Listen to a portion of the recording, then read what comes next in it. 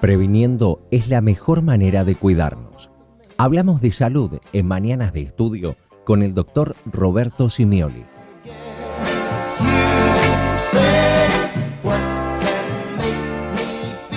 10 de la mañana, 11 minutos en el territorio nacional. Momento de hablar de salud junto al doctor Roberto Simioli. Doctor, buenos días, ¿cómo le va? ¿Qué tal? Buenos días, saludo. Chao, toda la audiencia como siempre. Doctor. El tema que vamos a abordar hoy, que había prometido la semana pasada, era el de histoplasmosis. Exacto. La histoplasmosis es una enfermedad de tipo micótica producida por un hongo y que es prevalente en esta zona del área pampeana, así como hay otras micosis profundas, porque también las hay superficiales, este es más resorte del dermatólogo. Existen otras en el noroeste del país como la coccidioidomicosis, en el noreste como la paracoccidioidomicosis, pero en particular vamos a hablar de esta enfermedad que está vinculada en particular con animales, como venimos hablando de las diferentes zoonosis, y en particular con excrementos de animales. Este hongo en particular desarrolla en excrementos de pájaros, de aves de corral, de murciélagos, y obviamente la infección, cuando se adquiere, se hace por vía erógena, o sea, por la vía respiratoria, y uno de los lugares donde impacta mayormente es en primera instancia a nivel pulmonar. Ajá. Así todo, en la provincia de Buenos Aires se han hecho reacciones a la histoplasmina, que es un antígeno para ver quién está infectado y quién no, y entre un 20 y un 40% se ha encontrado que hay positividad, lo que significa que muchos en algún momento hemos estado infectados por este tipo de hongo y que ha pasado desapercibido en forma sintomática o remedando lo que se llama un cuadro de tipo gripal. Muchas veces uno cursa con fiebre, decaimiento, dolor de cabeza, dolores articulares, musculares, y siempre uno piensa en primera instancia que puede ser un cuadro compatible con una gripe. Pero perfectamente, si está el antecedente del contacto con alguna de estas excretas, obviamente esa puede ser la manifestación de este cuadro en particular.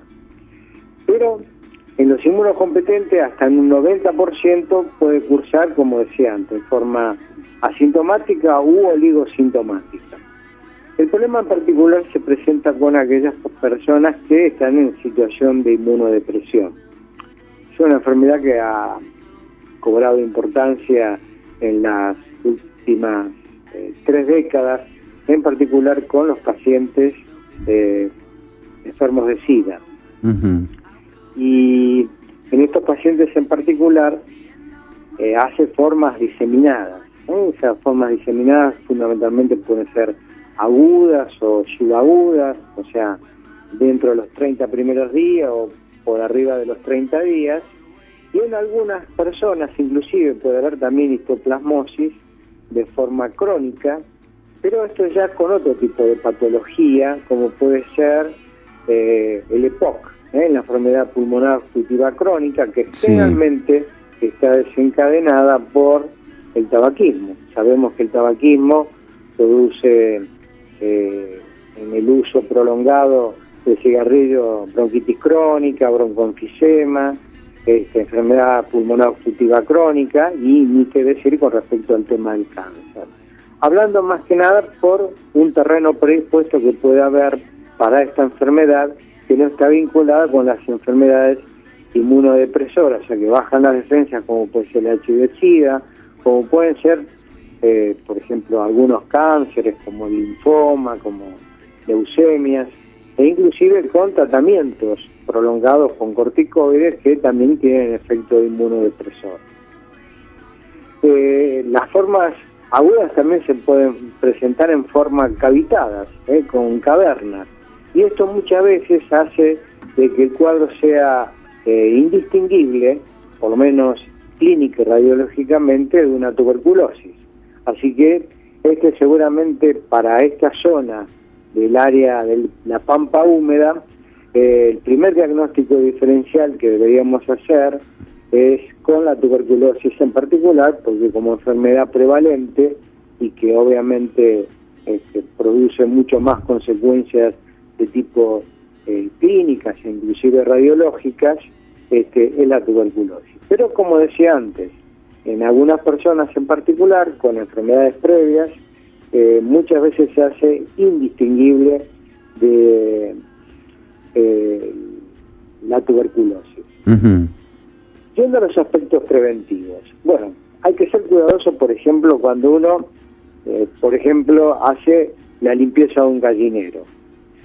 Hay que ser cuidadoso en particular por el tema de los excrementos de los murciélagos, en particular cuando uno entra a un galpón abandonado, hacer limpiezas en lugares por ahí poco habitados, más que nada porque obviamente esta puede ser la puerta de entrada. Hay una profesión que se llama espeleología y son aquellas personas que exploran las cavernas. Uh-huh. Y estas personas en particular son las que pueden llegar a estar expuestas y obviamente contraer la infección. Entonces, para aquellas personas que tienen este tipo de trabajo, de investigar cavernas, es muy importante estar atento e inclusive utilizar por ahí barbijos microparticulados como el N95, que obviamente tienen la capacidad de filtrar pequeños gérmenes, entre otros la tuberculosis, además de este caso en particular como la histoplasmosis. Claro. Así que me parece importante conocer esto más que nada porque lo mismo puede pasar en particular si uno se pone en contacto con defecaciones de pájaros, con diferentes tipos de pájaros, porque ahí donde este hongo en particular encuentra las condiciones ideales, obviamente, para desarrollar, fundamentalmente porque tiene los nutrientes suficientes como para que pueda desarrollar, obviamente, este hongo que es productor de una micosis profunda como la que acabo de describir, llamada histoplasmosis. Uh-huh. Doctor, usted hablaba de los murciélagos. ¿Qué pasa? Hay determinados lugares en la Argentina que uno puede visitar donde está casi en contacto con los murciélagos, ¿no? ¿Qué pasa en ese caso? ¿Es bueno o es preferible no hacerlo? De hacerlo, bueno, tomando las medidas. Yo antes hablaba de utilizar barbijos microparticulados, uh-huh. Y eso de alguna forma ya per se representa una primera barrera fundamentalmente para no contraer la infección. Es más, para estas personas que hacen este trabajo, para los espeleólogos, obviamente esta es una recomendación, porque inclusive, y esto lo habíamos hablado alguna vez cuando comentamos el tema de la rabia, uh-huh.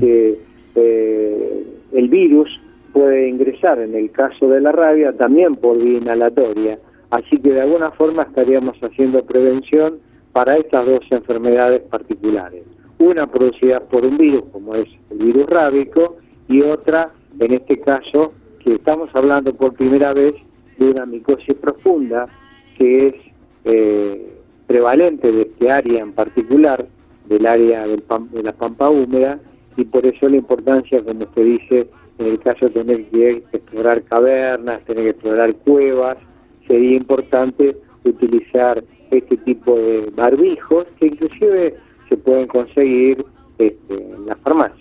Claro, me surgió la pregunta porque digo, estamos cerca de las vacaciones, hay mucha gente que se va a diferentes lugares donde se puede encontrar este tipo de lugares y lo más común es ponerse a investigar un poco a ver qué es lo que hay en esos sitios precisamente. Por eso, en el caso de inmunocompetente, probablemente de hacer una aspiración masiva, porque va a depender en particular de la carga que se haga de, obviamente, esta forma infectante del hongo, ¿no? Uh-huh. Que se llaman microconidios.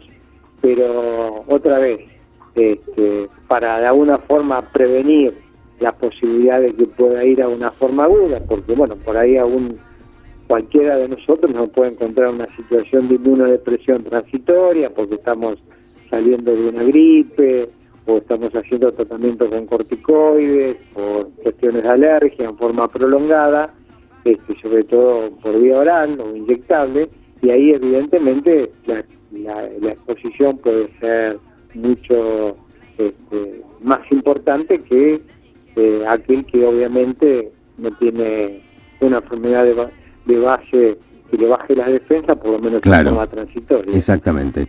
Doctor, como siempre ha sido usted muy claro en sus conceptos y nos dirá de qué vamos a hablar la semana entrante.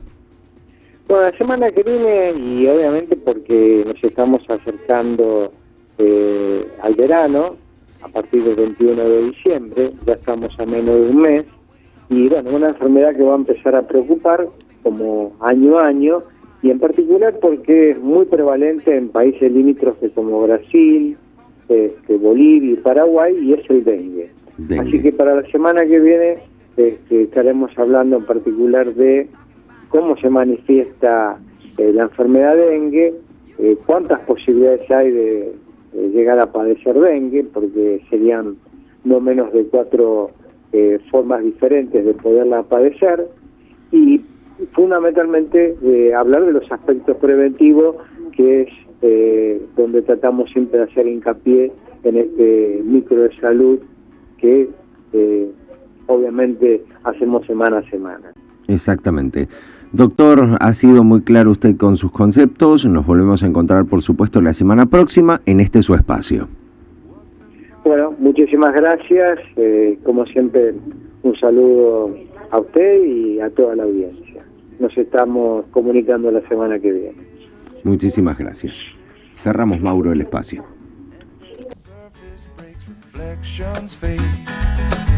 But in some ways they remain the same. And as my mind begins to spread its wings